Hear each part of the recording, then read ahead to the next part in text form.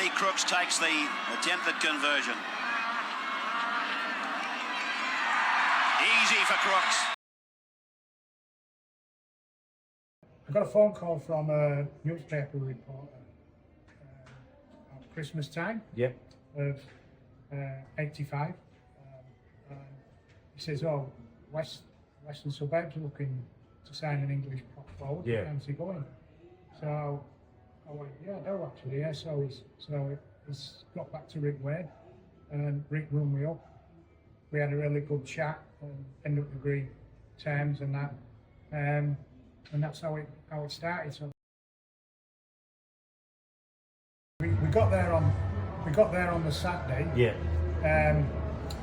So Rick picked me up and he says, "Oh, we just want to take you down to the training, because the training the lads want to see you and all that this." And so we went down there and they said, "Oh, do you fancy playing?" And I went, "What?" He says, "Do you fancy playing?" I went, No, I don't fancy playing." He says, well, I'll tell you what I will do though. He says, "I'll play for the 21s for half a game to blow some cobwebs off." And that was it. I think the physicality of it, I think, probably not like in England it was quite brutal, whereas over here it was more physical. By brutal I mean people would get an elbow or would fall on their knees or all that sort of fun shit. Whereas over here it was physical, so contact was more intense.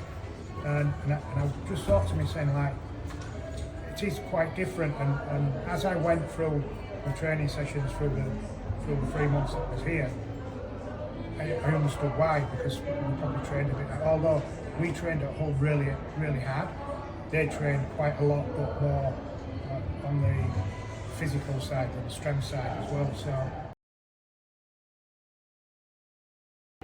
I really enjoyed it. It was facing. The challenge was there. I thought we did okay. I think the challenge was not to finish bottom. I don't think we did. Balmain wanted me to sign for them the year after, and I spoke to Keith Barnes and I said, "Well, it ain't been funny, but West want me to sign as well, and they give me my first opportunity. So I just want to repay that back. So I'm going to sign for them next year, and then if you want me to come the year after, I will do." So, and that's how it all panned out. So it took we sort of, because I played with Derek internationally as well a few times, or representatively, so I knew him quite well, and him being a playmaker was a good thing. I think that, you know, Desi on the wing and John on the wing. I think John was in and out, whereas Desi was always there. So the first year was really good for me because I said to Trevor Cogger, and I said this to every half-back that I played with, he said, "If I carry the ball, I want you on my shoulder." And he said, "Why?" I said, "Because you might get the ball." I said, "What do you mean?" So I said, "Well, just be on my shoulder and I'll find out." I said, "Sometimes you might make a line break, sometimes you might be on your backside." I said, "But it all depends, you know, what's happening." So, and that's what I got him to do, and I did that with Gary Schofield in his early years, and did it when I went to Leeds and when I went to Cass. So the halfbacks really, if they're committed to what I'm trying to do and achieve, it's not so much about them making me look good, but in tandem I make them look good as well. So so it's just it's a matter of trying to get them into that mode of just keep pushing. You know, I thought Trevor Cogger was awesome. Noisy was Alan Fowler, you know, was great in the first year. Bruce Clark, I think, went really well first year and that. So, you know, I think they had the team that they had were wanted to play for the club, wanted to play for the shirt. So there weren't a lot of outstanding ability people in there. Yeah. Ian Schubert, for instance, was a really good one. He's been played at the highest level, and obviously, but there was a lot of just lads that wanted to play for the club, and that's all you need. And splatter 2 or 3 players in there, and all of a sudden you create a dinosaur that keeps going and rolling and rolling. And I'd like to think that I helped and was part of that the first year, and then certainly the second year as well. Yeah.